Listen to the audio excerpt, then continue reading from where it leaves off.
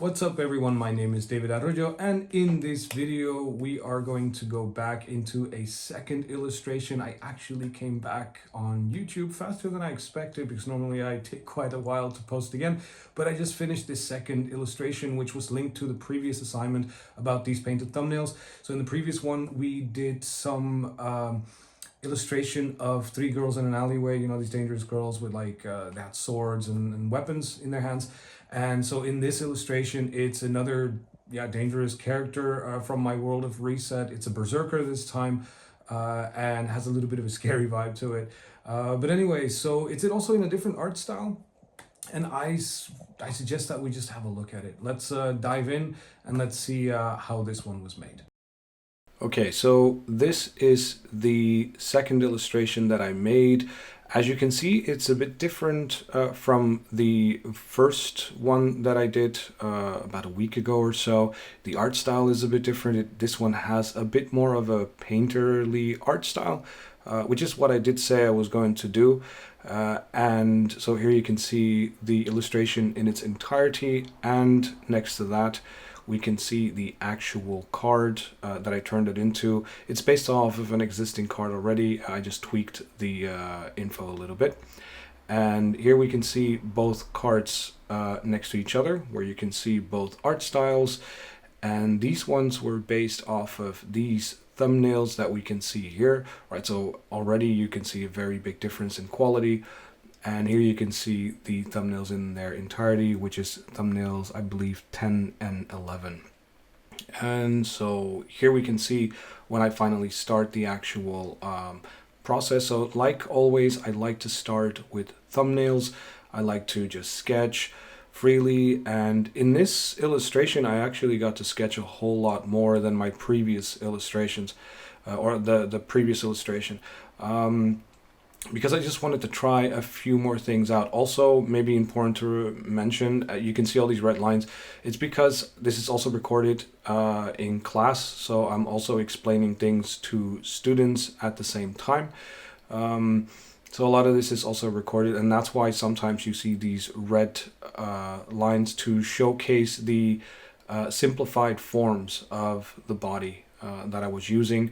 And how I wanted to approach this. Now, if you remember the thumbnail, you will remember that the actual drawing was different, was more actually this one. It was like a guy with a gun, and he was actually looking straight at the camera. I mean, you can see the thumbnail right there, right in the top corner. So you'll see that, you know,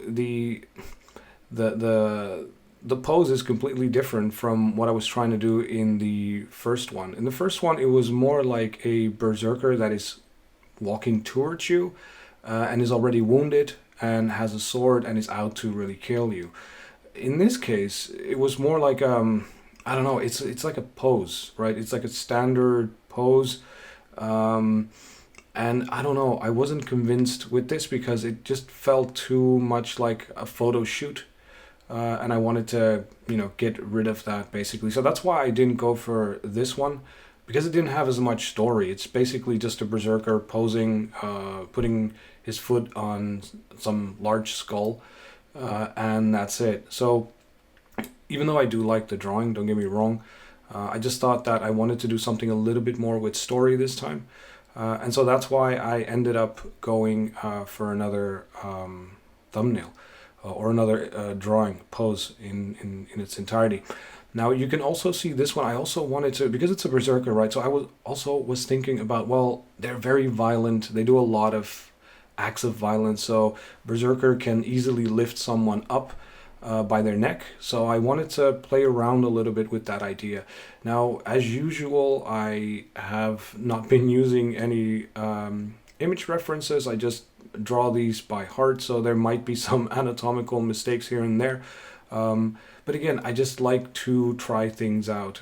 That doesn't mean I never ever use reference. I actually, you'll see in a second, there's one moment that I actually did use reference. You won't see the reference on screen because I have a second screen. But I'll let you know when that was. But again, if you are someone that's learning how to draw, then please, by all means, please use reference. Don't be stubborn like me. I repeat this in every video I make. Use reference as much as you can. especially because you can learn a lot from it. Me, I just like to, yeah, I'm just stubborn and I like to try things out myself and see where it gets me. Um, okay, so, and here what I'm doing now is I'm adding some more details to that pose that I liked. Where that berserker is coming through a cave and he's leaning up on some of the rocks. He's holding this big machete and he's got this shotgun in the back. And so, yeah, here I went back to that other pose where I'm like, okay, I want to try this again. Now, this time I was referencing the poster of Doom, the video game. There is the Demon Slayer actually has one of the demons up in the air. The only difference is that this time I just used the Berserker because the Demon Slayer doesn't use a sword. I think he has a gun or something on that side. And so, yeah, I just wanted to try this pose as well, see what that looked like, see how that felt. And then, yeah, here I have the three options that I had. I wanted to add a few line weights just to make it pop a little bit more. And I was thinking about, well, what I'm going to go for 1 for 3. Then I had this other idea that came in, and I thought of this, like, big, strong, like, yeah, leader sitting on his throne. Like the idea was kind of like a berserker that had more weight to him, that wasn't necessarily like muscular but still had strength. But as I was drawing this out, I realized that it actually looked more like an actual leader, like a lord type of thing instead of a berserker. He also had these two slaves on his side, kind of like if you remember Princess Leia in Star Wars, where she had this chain around her neck, and she was chained to Jabba the Hutt. So something like that, but two of them, one on each side. And so here I was playing around already with the extra details, right? Because I find it very important to have all these little details in line art for myself, so that I use them as guides, so that I know exactly where things are going to be positioned. I don't like to have too sketchy, like illustrations or drawings before I start painting.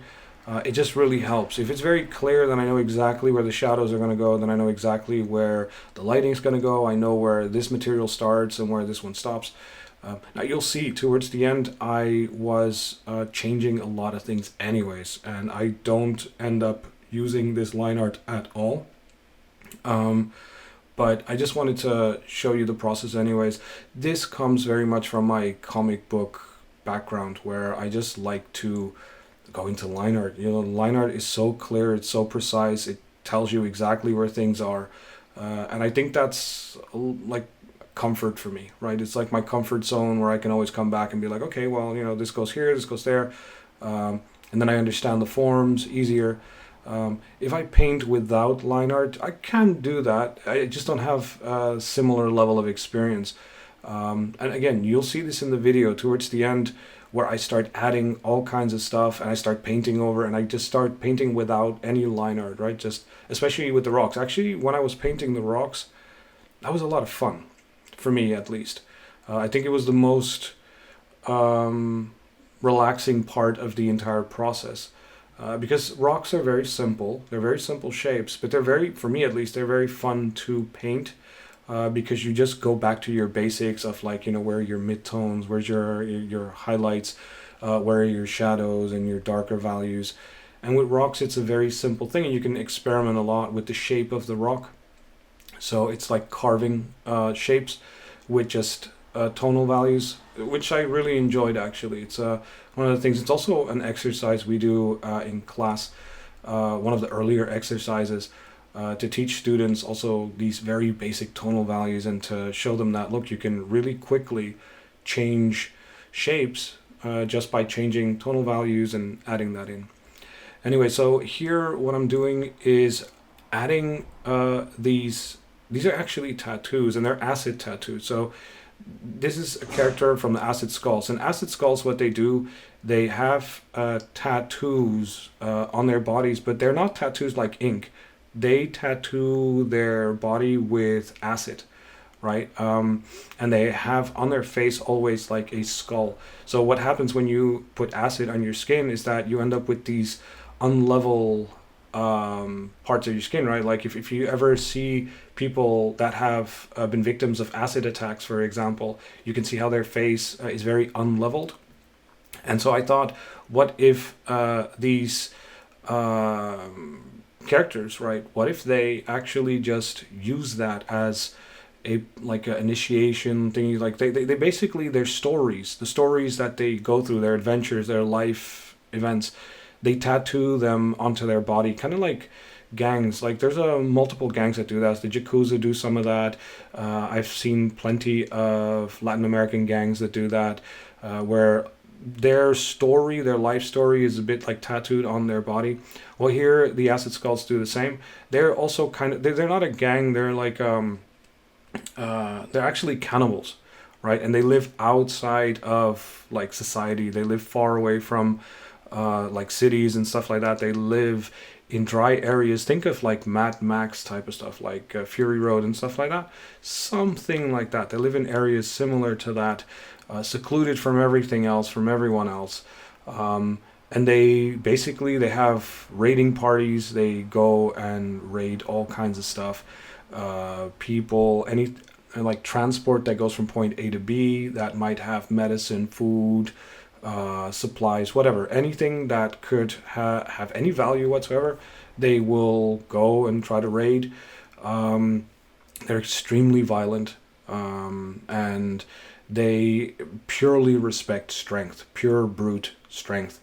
Okay, so intelligence and stuff is maybe not their strongest point. That doesn't mean that there are no intelligent or smart Acid Skulls. There definitely are some. There are male and female members of Acid Skulls, and the male and the female, they're both, yeah, they have the same type of roles. They both go out and hunt and raid and that type of stuff. So it's these are characters from my world of Reset. And so it's this whole universe of characters, and these guys, like I said, they live outside of society, and are seen by the Union, which is this faction in the story that I'm creating, this world, this fictional world of Reset. They are seen as like an outsider cast, like they're called a resistance cell, one of many resistance cells, and they're called the Acid Skulls. So now that you know a little bit about these like beings, so yeah, they're quite scary. And so my idea for this illustration was basically to have one of these Acid Skulls walk towards the camera as if they are charging towards you, right? A little bit later in the illustration, you're going to see that I actually left a blood trail on the floor. I'm going to paint that in at some point. And that blood trail is basically the blood of the viewer. So in this case, you, me, whoever is looking at this image, that's your blood, my blood. And this Acid Skull character is basically chasing you. Now, if you pay attention, I'm not sure if I've added it yet. I don't think so. Nope, doesn't look like it.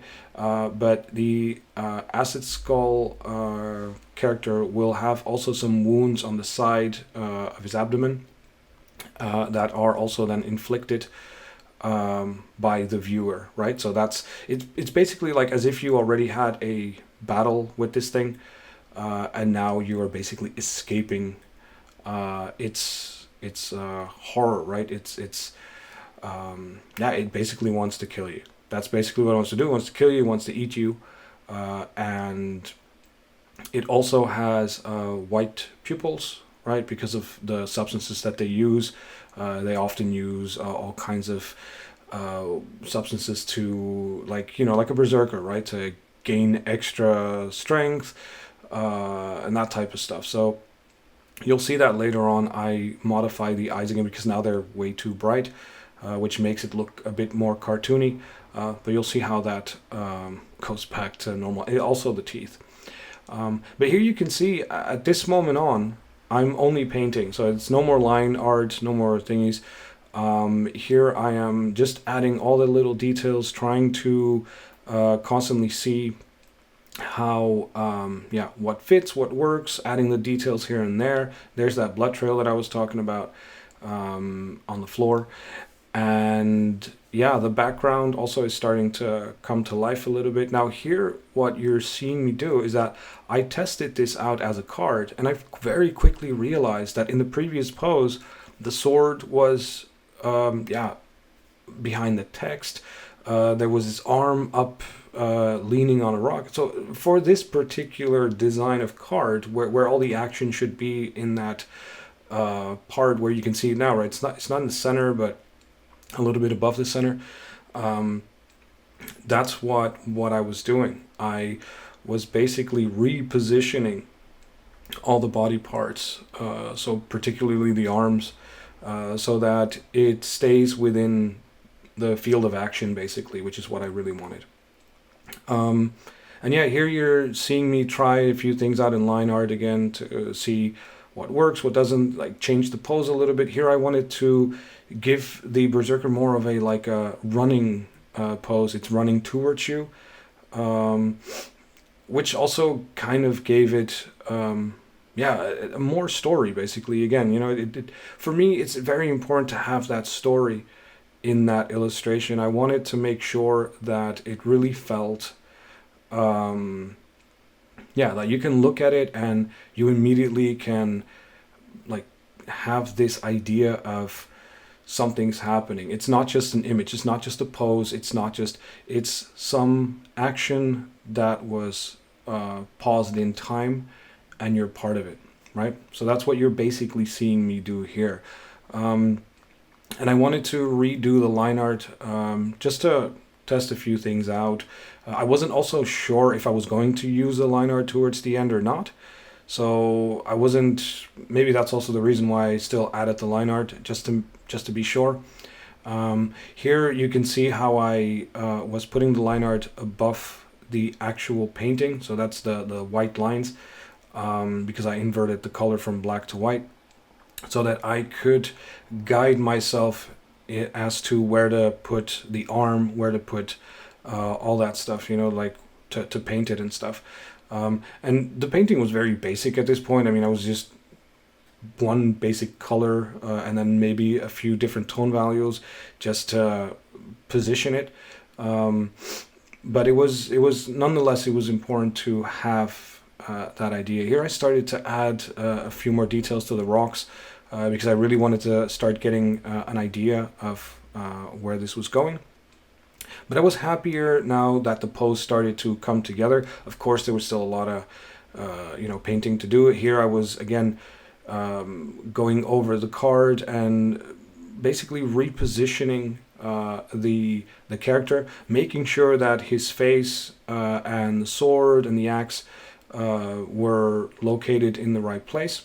I thought that was very important because again, so basically I made the character a little bit smaller on the screen so that it would fit right underneath the title of the card. Plus it brought the distance between you and the character a little further, which was a good thing actually. Because in hindsight, when I look back at it, it is clear that the character was a little bit too close. Here what you're seeing me do is just modify things, like for example the anatomy. If I see that things need to change, I change that as well. Again, all this is without reference, so it's not easy, I'm going to be honest with you, to just come up with all these how the lighting would bounce off of all these things. So I did my best with the knowledge and experience that I have. And again, like with the previous drawing, I'm okay, I'm happy. I'm not going to say that I'm not happy with it. I think I did an okay job. Can I do better? Yeah, of course. I mean, that's experience, right? That's like anyone else. But again, just like the previous one, I would also say I would give myself maybe like a 7-ish in total. And things that I would want to improve are my better understanding of the human anatomy, because we have a torso here with muscles and all that stuff. And I do have somewhat of an understanding, but clearly not enough to make this look even more realistic. That was my takeaway from this illustration. But again, I enjoy this process very much, because even if I know that there are mistakes, because I am quite demanding for my own work. So even if I know that there are mistakes, I don't care. What matters to me is the process, the learning process. I'm drawing, I'm illustrating, I'm taking a step back, looking at the art, and then taking it from there, right? And then improving where I can improve, and I also push it to the point that I can push it. For me, it was very important to just push this illustration as far as I could, and then after that, the idea is basically to take a full step back. I pushed it as far as I could. Not keep pushing, because I know that I can still improve the illustration for sure. I mean, for example, like make everything even more defined, right? So going even further and refining everything more and more and more. I could have done that, but that takes a very long time. In total, this illustration took also close to 15 hours, like the previous one. So both took more or less the same time. And yeah, that's fine. I'm happy to leave it where it is now, because I like to move on to other things and learn from these other things. And the most important thing is just keep on drawing, right? For as long as I have the opportunity to draw, as I'm always so unbelievably busy. But I'm happy that I found the time to do this second illustration so quickly after the first one. That is quite rare for me. So hopefully I can keep this streak going, because there is a third illustration that I might be interested in doing. But we'll see. First, let's finish looking at this one. So what I'm doing now is just some final color tweaking, right? We're towards the last few minutes of the video, and here what we can see is that, yeah, I'm already like quite comfortable with where the illustration is now. It's just basically refining, getting that general color vibes and all that stuff. I wanted to basically, here you can see it's just refining things here and there, and especially with the anatomy, right? Like the flow of the muscles and stuff like that. Again, I wasn't smart enough to pick up a book and have a look. Again, which I do recommend people, if you're illustrating, go grab a book, put it next to you, and have a look. So don't be stubborn like me. But yeah, I just like to figure things out by myself. But I know for myself I should look at more reference. But getting back to the illustration, again, I was quite happy with where it was going. Just finishing up a few little touches here and there. And you can see that the last minutes of this video, the changes are really minimal. Because that's the thing about a painting, right? A painting normally, like the vibe, the thing can be done quite quickly if you get the pose right from the beginning, right? Not like what I did, that I had to change it, and that was a mistake of mine. I should have paid attention to the idea that, yeah, actually in one of these Magic the Gathering cards, especially if you do a full art from top to bottom, there is an actual action window, right? And I kind of didn't pay attention to that, so towards the end you end up seeing that. But that's okay. I mean, we live, we learn, and that's just how these things go. And here again, last final touches, a few little color variations, just to make it look a bit better, make sure that I match these rocks to the colors of the other rocks at the bottom, just to make it all a bit more thingy. I did a test with these speed lines, as if like when you're when that thing is chasing you, so the background changes. And so there you go. At the end, this was the end result. Again, like I said, I am happy with it. What I would want to change myself or improve in is just a higher definition, a bit better understanding of human anatomy, muscles and stuff like that. The rocks came out just fine, so I'm happy with the rocks. I'm happy with the composition, the lighting and all that stuff. Just need to pay attention to human anatomy. And then here we have the card, which I'm also happy with. It looks fine. And then, yeah.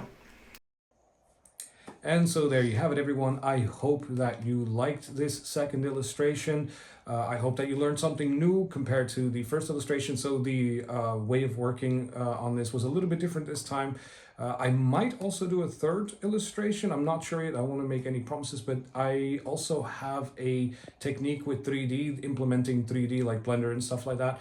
I have many students that are a little bit more interested in 3D as well. So I thought of maybe giving that a try and see how that works. But again, no promises. I don't want to, over promise anything. I'll see what I can do. I'll see what time I have. And if I can, then maybe in the coming weeks, months or so, there will be another video of a third illustration with some 3D elements added and some digital painting over that. All right. Till then, I hope you guys stay cool, take care of yourselves, and then see you next time.